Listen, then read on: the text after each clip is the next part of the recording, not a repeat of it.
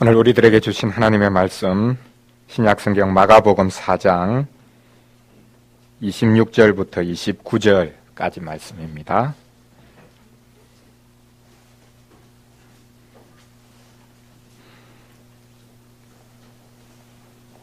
찾아서 우리 같이 읽도록 하겠습니다. 마가복음 4장 26절부터 29절까지 말씀입니다. 우리 같이 읽겠습니다. 또 이르시되 하나님의 나라는 사람이 씨를 땅에 뿌림과 같으니 그가 밤낮 자고 깨고 하는 중에 씨가 나서 자라되 어떻게 그리 되었는지 알지 못하느니라. 땅이 스스로 열매를 맺되 처음에는 싹이요 다음에는 이삭이요 그 다음에는 이삭에 충실한 곡식이라. 열매가 익으면 곧 낫을 대나니 이는 추수 때가 이르렀음이라. 아멘.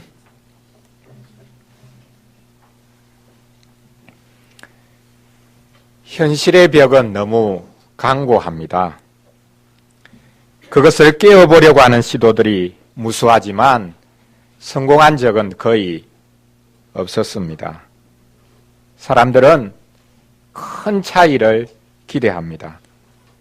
그런데 큰 차이를 기대하는 사람은 무리를 하게 되어 있고 현실의 벽을 더 강고하게 만들어주기 쉽습니다. 뜨들썩하게 외치는 큰 차이는 우리의 헛된 욕망을 부추기는 것이기에 그 어떤 차이도 만들어내지 못합니다. 우리에게 정말 필요한 차이는 작지만 확실한 차이입니다. 작고 확실한 차이야말로 진정한 차이입니다. 무려 조용하게 작은 차이를, 확실한 차이를 만들어가는 것이 필요합니다. 작은 차이를 무시하면 안 됩니다. 우리 어린 친구들이 어른들보다 훨씬 더 중요한 확실한 차이를 만들 수 있습니다. 오늘 본문 말씀에 보면 예수님이 가까이 다가온 하나님 나라에 관해 말씀하십니다. 하나님 나라를 조용하게 자라는 씨앗에 빗대어 말씀하십니다. 그런데 이 나라를 사람들이 제대로 알아차리지 못합니다. 예수님은 가장 평범한 것을 비유로 말씀하고 계시지만 그 비유가 무엇을 가리키는지 알아차리지 못합니다. 예수님의 비유를 듣는 이들이, 유대인들이 기대하던 나라가 따로 있었기 때문입니다. 유대인들이 기대하던 나라와 지금 예수님이 말씀하시는 나라가 달랐습니다. 물론 같은 기대, 나라에 대한 같은 기대가 있었는지 모르겠지만 방향이 전혀 달랐습니다. 하나님 나라는 하나님이 친히 일함으로 세우신다라는 주제로 오늘 말씀을 증거하고자 합니다. 첫째로 하나님 나라는 눈에 잘 뜨이지 않게 진행된다라는 것을 살펴보겠습니다. 둘째로는 이 하나님 나라에서 사람이 자신의 업적을 결코 내세우거나 자랑할 수 없다라는 것을 살펴보겠습니다. 마지막 세 번째로는 이 하나님 나라가 오직 하나님의 능력으로 진행되고 또 완성된다라는 것을 살펴보겠습니다.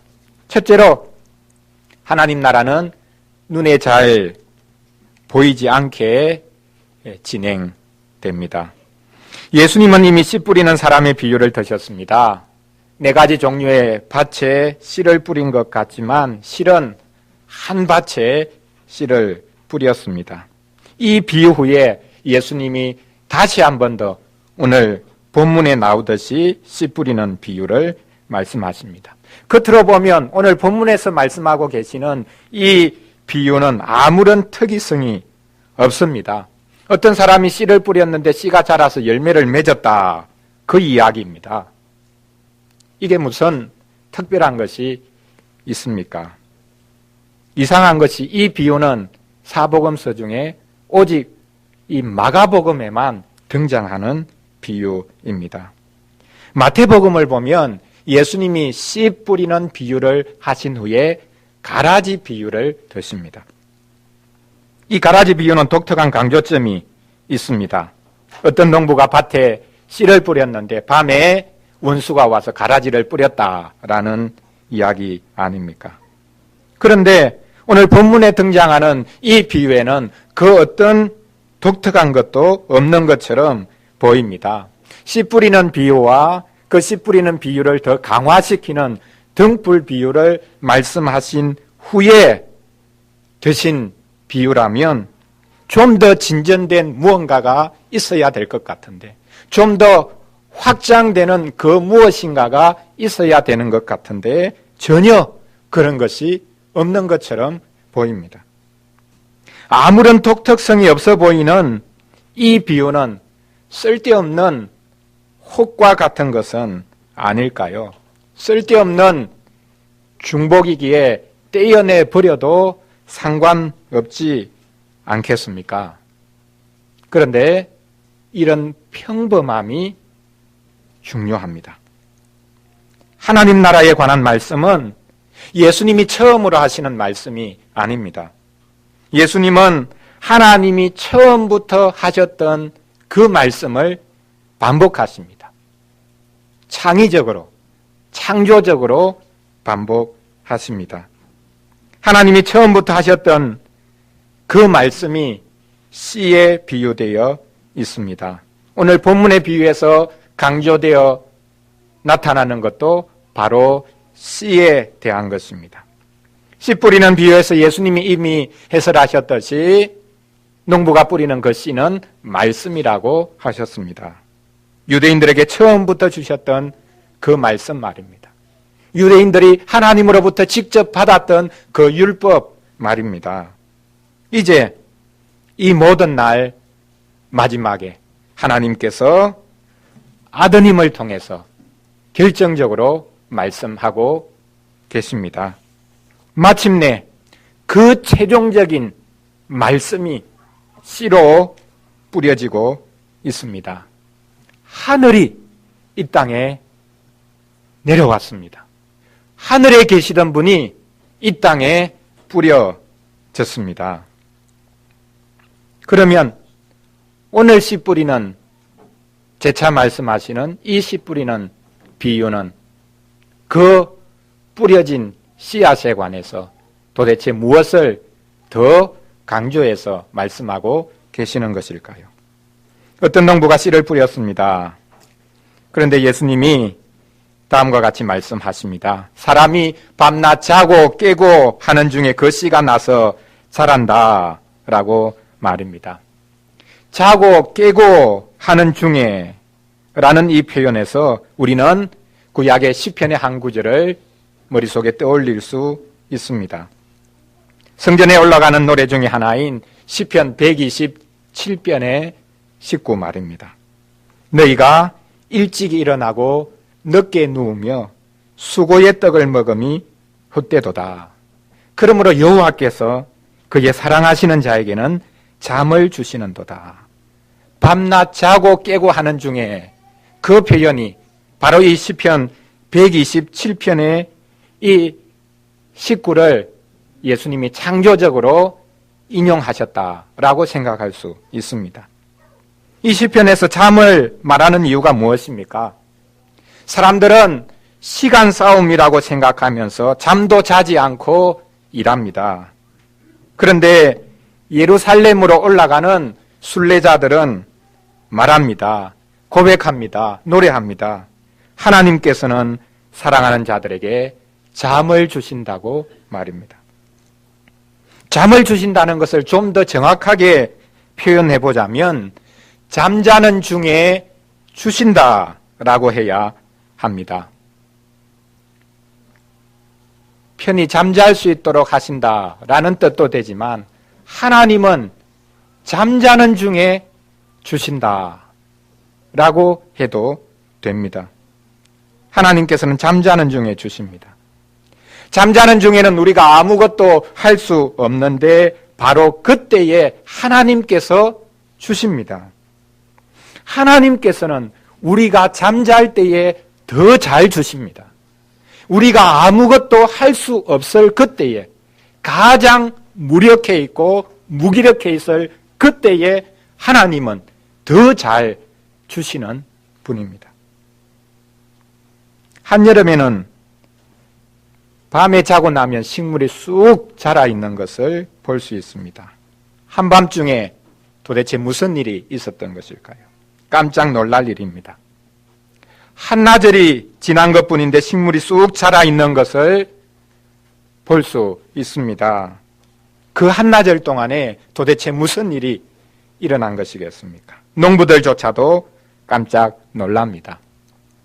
요즘은 사진기술의 발전으로 인해서 식물이 자라는 것이나 꽃이 피는 과정, 그것을 압축해서 연속된 장면으로 보여주지 않습니까?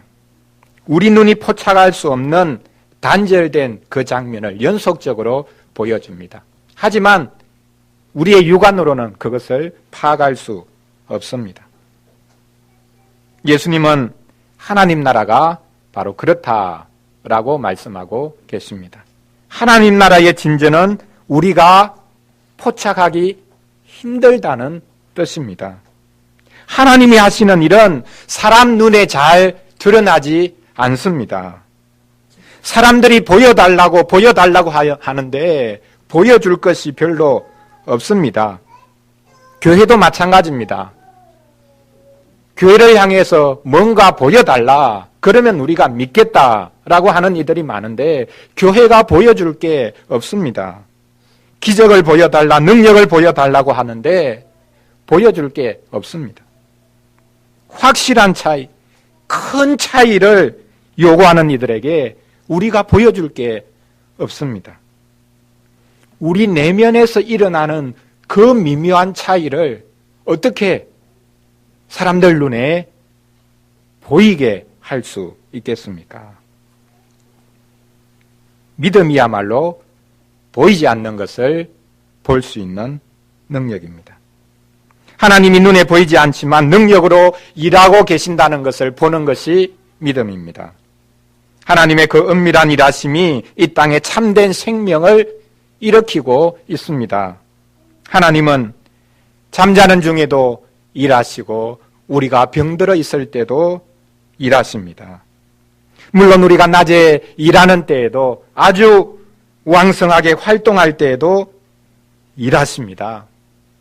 하나님 나라는 씨앗이 나서 조용히 자라는 것처럼 우리가 쉽게 확인하기 힘듭니다. 믿는 우리들조차도 그 하나님 나라를 제대로 간파하기가 힘듭니다. 지나고 나면 하나님이 일하셨구나, 그때 하나님이 일하셨구나, 겨우 알 따름입니다. 무릇 하나님의 나라는 조용히 은밀하게 진행되기에, 전진하기에 우리의 눈으로 파악하기가 힘듭니다.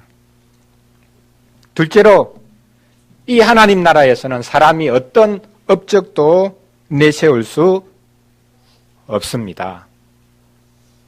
본문 27절을 다시 한 번 더 보시기 바랍니다. 그가 밤낮 자고 깨고 하는 중에 씨가 나서 자라되 어떻게 그리 되는지를 알지 못하느니라. 농부는 씨를 뿌리고 씨가 어떻게 자랄지 잘 알지 않겠습니까? 그런데 어떻게 된 일인지 오늘 예수님이 지금 이 비유에서 말씀하고 계시는 이 농부는 도대체 뭐가 어떻게 되는지를 모른다고 말합니다. 초짜 농부일까요? 막 균형해서 이제 농사를 한번 지어보려고 하는 그런 사람일까요? 씨가 어떻게 자라는지 모르는 농부가 있습니까? 그래서 본문의 비유는 씨 뿌리는 농부의 게으름과 무관심에 관해 지적하는 말씀이라고 생각하고 그런 관점에서 해석하는 이들이 있습니다. 즉 앞에서 말한 씨 뿌리는 비유는 하나님의 말씀을 듣는 사람에 관한 어떻게 들어야 되는가 그것에 관해서 지적하는 비유라면 예수님이 지금 오늘 본문에서 두 번째 동일하게 씨 뿌리는 비유에 대해서 말씀하실 때는 이제 씨를 뿌리는 사람이 어떤 사람이 되어야 되는가 그것에 관해서 말씀하고 있다라고 해석하기도 합니다. 농부가 씨를 뿌려놓고 아무런 일도 하지 않는 것처럼 보이니까요. 농부는 밤에는 자고 낮에는 놀기만 합니다. 시간이 흘러가기를 기다리는 것 같습니다. 봄에 씨를 뿌렸으니 가을이 되면 자동적으로 열매가 맺힐 것이다 라고 생각하는 것 같습니다. 시간이 지나기만 하면 된다. 시간이 흘러가면 뿌린 씨에서 싹이 나고 이삭이 맺히고 열매를 충실히 맺을 수 있을 것이다 라고 생각하는 것 같습니다. 이 농부가 하는 일이 아무것도 없는 것처럼 보입니다. 김을 매준다든지 병충해 구제를 위해 하는 일도 오늘 본문에서 언급되어 있지 않습니다. 이렇듯 하나님의 백성들이 어떤 기대도 없이 아무 일도 하지 않을 때가 있습니다. 복음을 전하는 이들이 너무나 게으르고 영혼에 대해서 무관심할 때가 많습니다. 그런데 오늘 본문의 비유는 이렇게 말씀을 전하는 사람의 태도에 관해 그들의 게으름과 그들의 열심 없음에 관해 책망하는 그런 비유는 아닙니다. 오늘 본문에서 농부가 씨가 나서 자라는 것을 알지 못했다라는 말은 싹이 언제 나오는지 이삭이 언제 필지 또 열매가 언제쯤 맺히는지 몰랐다는 말이 아닙니다. 이 농부는 씨가 나서 자라는 것에 아무런 역할을 하지 못한다라는 것을 과장적으로 표현한 것입니다. 아무리 씨를 뿌린 농부라 할지라도 씨가 어떻게 자라는지 그 신비를 다 알지 못합니다. 농부는 씨를 자라게 하는 것이 아닙니다. 씨는 스스로 자랍니다. 씨는 땅에 뿌려져서 적절한 환경만 갖추면 그 씨는 스스로 자랍니다. 농부가 씨를 만들 수 있는 것도 아니고 농부가 그 씨를 키울 수 있는 것도 아니다라는 뜻입니다. 농부가 많은 것을 하지요. 농부는 자신이 할 수 있는 모든 노력을 다 기울이죠. 그래서 우리가 하는 일이 좀 잘 안 되면 농사나 지어봐야 되겠다. 그런 말을 함부로 하면 안 됩니다. 농부가 무척이나 기분 나빠할 것입니다. 아무나 농사를 지을 수 있는 것이 아닙니다. 농사만큼 얼마나 과학적인 일, 그것이 없는지 모릅니다. 생물을 다루는 것, 그것이 얼마나 힘든 일입니까? 하지만 농부가 자신의 경험으로 자신의 전통으로 할 수 있는 모든 일을 다 하지만 농부의 노력에는 한계가 있습니다. 그 한계가 뚜렷합니다. 그래서 농부는 종종 하늘을 쳐다볼 수밖에 없습니다. 씨를 뿌릴 때도 하늘을 쳐다봐야 되고 김을 메고 북을 도와줄 때도 하늘을 보아야 되고 열매가 맺히고 익어갈 때면 더더욱 조마조마한 마음으로 하늘을 바라보아야 합니다. 농사 짓는 것은 자기의 경험과 노력에 달린 것이 아니라 실은 하늘에 의존해 있기 때문입니다.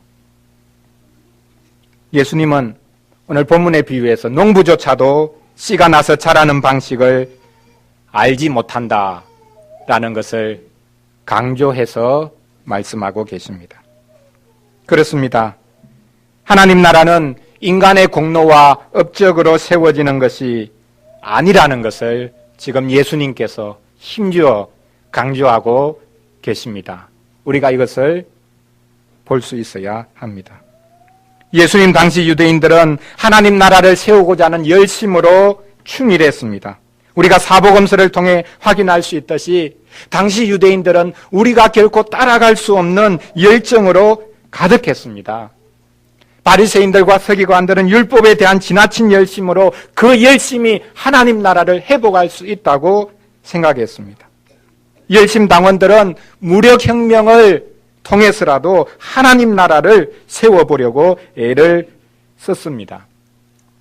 이런 열심 있는 자들이 볼 때는 예수님이 너무나 샌님처럼 보였을 것입니다. 병자를 고치고 귀신을 쫓아내는 것도 사람들을 일시적으로 위로하는 마약 효과밖에 되지 않는다고 생각했을 것입니다. 예수님이 하시는 말씀도 갑갑하기는 마찬가지였을 것입니다. 확 뒤집어 엎어야 되는데 도대체 그렇게 하지를 않습니다. 저렇게 해가지고 도대체 무슨 일이 이루어지겠냐? 저렇게 해서 무슨 능력이 나타나는 것이냐? 사람들을 일시적으로 위로하고 끝내는 것밖에 되지 않을 것이다. 답답한 마음이 컸을 것입니다. 예수님이 조용하게 그러나 확실하게 자라는 씨의 비유를 다시금 드신 이유가 바로 이런 배경을 가지고 있습니다.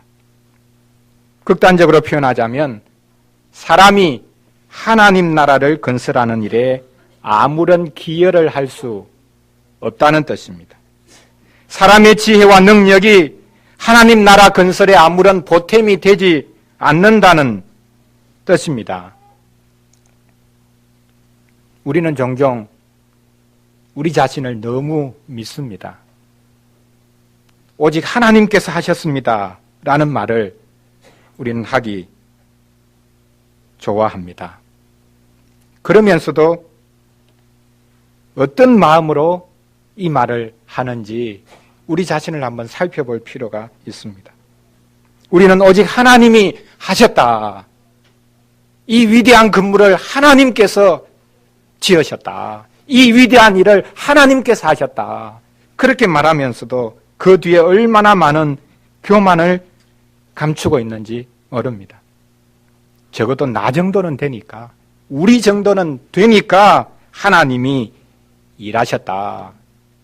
오직 하나님께서 하셨습니다. 그 말은 오직 우리가 했습니다. 그 말과 크게 다르지 않은 경우가 많습니다. 우리는 여전히 우리 자신을 믿고 있습니다. 사람의 교만은 끝이 없습니다. 유럽 교회가 무너진 이유가 어디에 있는지 아십니까? 바로 이런 교만, 즉 행동주의 때문입니다. 기독교의 복음을 사회봉사를 포함한 몇몇 행위들로 축소시켜버렸기 때문입니다. 그 결과 예배도 거룩한 감정을 고양시키고 거룩한 행위를 하는 것 정도가 되었습니다. 우리 한국교회도 심각한 위기 가운데 있지 않습니까? 한국교회가 지탄의 대상이 되다 보니 어쨌든 사회봉사에 앞장서야 된다라는 압력을 받고 있습니다. 우리는 예배 때조차도 하나님께 무언가를 보여드려야 한다는 생각을 하고 있습니다. 우리는 우리의 행위로 얼마든지 교회의 추문을 잠재울 수 있다고 생각합니다. 아닙니다. 우리에게 부족한 것은 행동이 아니라 하나님 앞에 엎드려지는 것입니다. 하나님 앞에 죄인이라고 고백하는 것입니다. 우리는 하나님 나라 건설에 우리 자신의 그 어떤 업적도 내세울 수가 없습니다. 우리의 의는 헛누더기 같습니다. 하나님 나라에서는 결코 자랑거리가 있을 수 없습니다. 왜 재차 예수님이 씨 뿌리는 비유를 말씀하고 계시는가? 씨가 스스로 자랐다. 농부조차도 씨가 어떻게 자랐는지 몰랐다. 농부가 게을렀다는 뜻이 아닙니다. 농부가 무지했다는 뜻이 아닙니다. 씨가 자라는 데에 농부가 한 일이 뭐냐? 많은 일을 했죠. 그러나 농부가 씨를 만들지 않았고 농부가 씨를 자라게 한 것이 아닙니다. 씨는 그 자체의 생명력으로 인해 자란 것입니다. 우리 자신이 하나님 나라 건설하는 데 있어서 지나친 열심 자체가 없는 것이 문제지만 어떤 경우에는 나 자신을 내세우려고자 하는 그 지나친 열심이 오히려 하나님 나라를 가로막을 수 있음을 우리가 깊이 새겨야 되겠습니다. 마지막 세 번째로 이 하나님 나라는 그 모든 과정뿐만 아니라 그 하나님 나라의 완성이 오직 하나님의 능력으로 이루어진다라는 것 우리가 생각해야 되겠습니다. 예수님이 더 밀어붙입니다. 28절을 보십시오. 땅이 스스로 열매를 맺되 처음에는 싹이요 그 다음에는 이삭이요 그 다음에는 이삭에 충실한 곡식이라. 예수님이 다시 한 번 더 농부가 하는 일체의 노력을 무시해버리는 듯 합니다. 땅이 스스로 열매를 맺는다고 하니까요. 물론 그 땅을 잘 가꾼 농부가 얼마나 많은 노력을 했겠습니까? 그러나 땅이 스스로 열매를 맺는다라고 말씀하십니다. 땅이 스스로 열매를 맺는다고 했으니 씨보다 밭이 중요하다는 말이냐 하고 물으실지 모르겠습니다. 아닙니다. 땅의 기름짐과 비옥함이 결정적이라는 뜻이 아닙니다. 예수님은 열매 맺는 것이 실은 땅에 달린 문제도 아니라고 지금 과장해서 말씀하고 계시는 것입니다. 처음에 씨 뿌리는 비유에 나와 있듯이 어떤 땅에 뿌려진 씨는 열매를 맺을 수 없습니다. 오직 좋은 땅에 떨어진 씨앗만이 열매를 맺습니다. 그래서 본문에서도 땅이 스스로 열매를 맺는다라고 말하고 있습니다. 하지만 땅이 열매를 맺는 것이 아니라 씨가 스스로 열매를 맺는 것입니다. 하나님께서 하시는 일입니다. 씨의 생명력입니다. 우리는 씨가 나서 자라고 열매 맺는 과정을 통제할 수 없습니다. 요즘은 농사기술도 발전해서 더 많은 열매를 맺게 하기 위해서 유전자 조작까지 하지만 씨가 열매를 맺는 것은 근본적으로 씨 자체의 생명력 때문입니다. 예수님은 줄기차게 씨가 열매를 맺는 것, 그 모든 과정이 농부의 노력에 달린 것이 아니다라는 것을 과장해서 말씀하고 계십니다. 그렇습니다. 하나님 나라는 처음부터 끝까지 하나님의 능력, 하나님이 친히 세우시는 나라입니다. 하나님의 나라는 그 모든 과정이 오직 하나님께서 친히 주관하셔서 세워지는 나라입니다. 그런데 우리는 이 모든 과정을 인간적으로 채워갑니다. 우리는 우리의 장깨와 세력으로 하나님 나라를 세우려고 합니다. 선교 현장에서도 종종 이런 일이 일어나고 있습니다. 한국 선교사들은 돈으로 사람을 산다. 그런 말을 종종 듣는다고 합니다. 하나님 나라는 인간의 노력과 공헌을 배제하지 않지만 인간의 주도권이나 열심으로 세워지는 것이 아님을 명심해야 합니다. 인간의 주도권과 모략으로 세운 나라는 하나님의 나라가 아니라 겉으로는 하나님의 이름이 있고 교회의 이름이 있다 할지라도 인간의 나라일 수밖에 없습니다. 하나님께서 아브라함을 부르신 이유가 어디에 있습니까?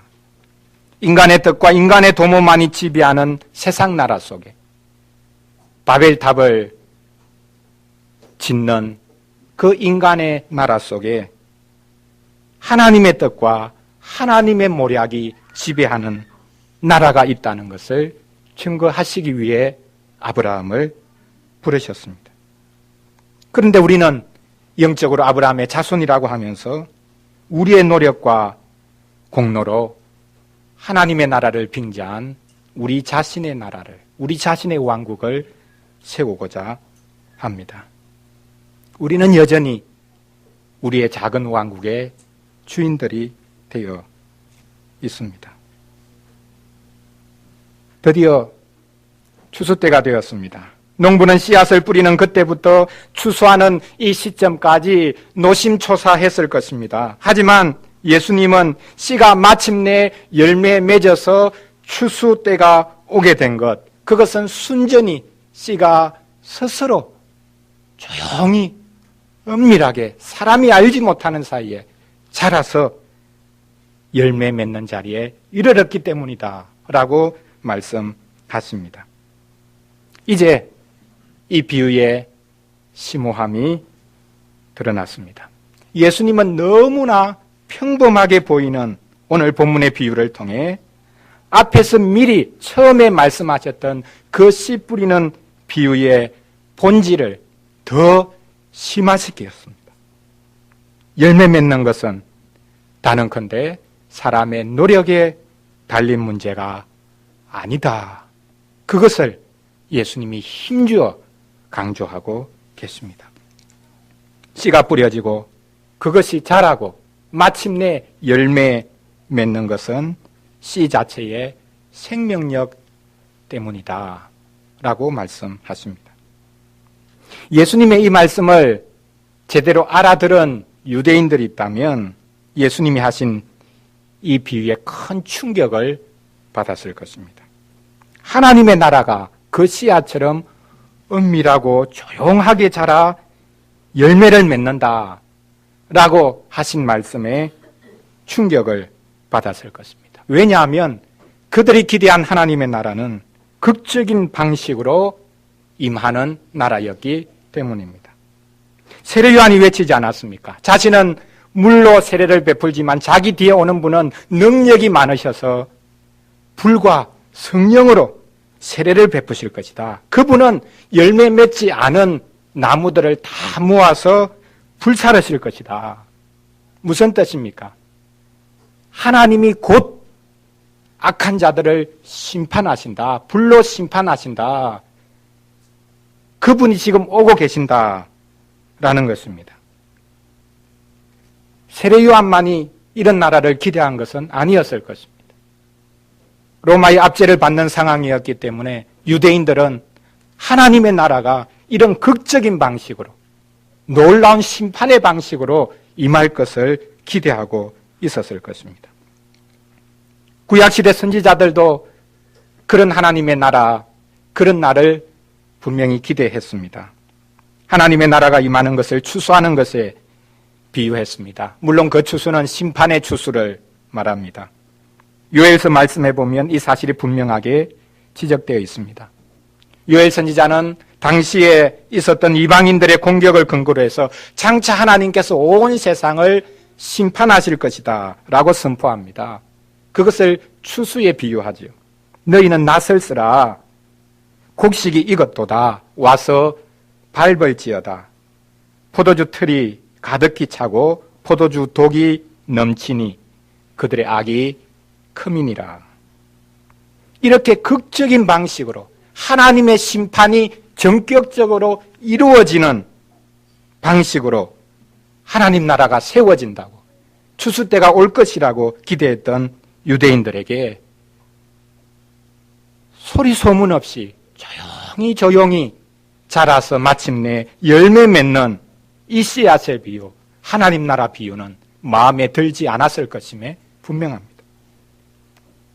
하나님은 심판 중에서도 긍휼을 잊지 않으시는 분인데 말입니다.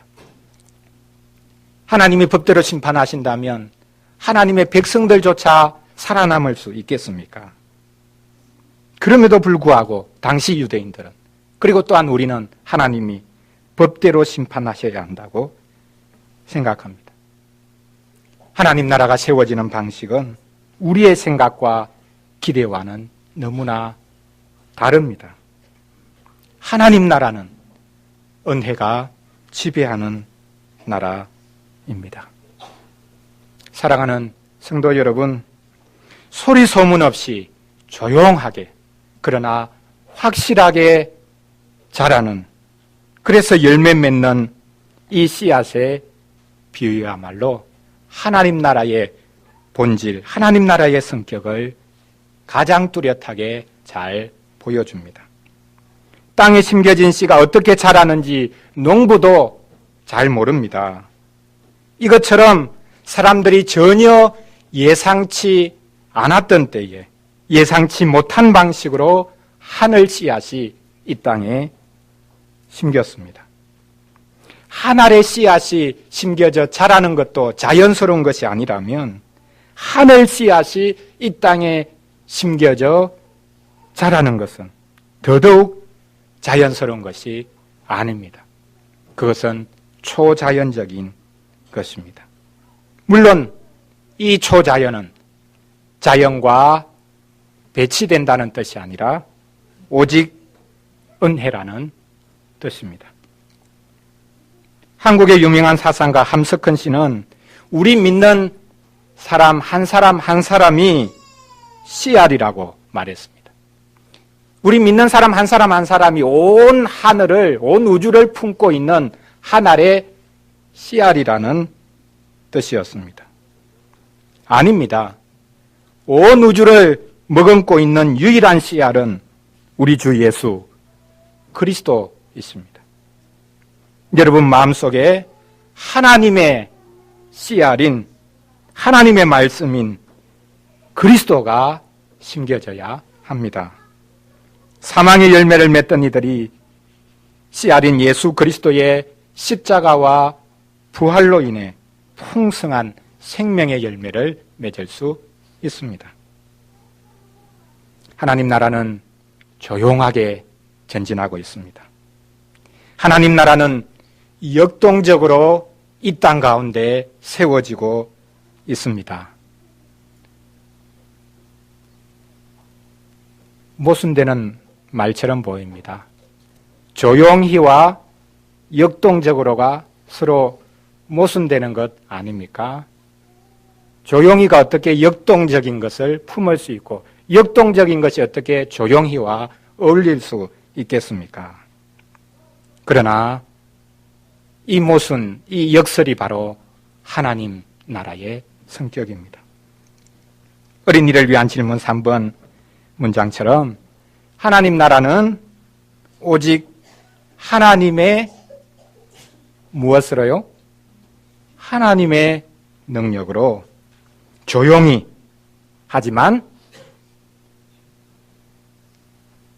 조금 전에 역동적으로 했으니까 그것과 조금 비슷하게 확실하게 하나님의 나라는 오직 하나님의 능력으로 조용히 하지만 확실하게 세워지고 있습니다.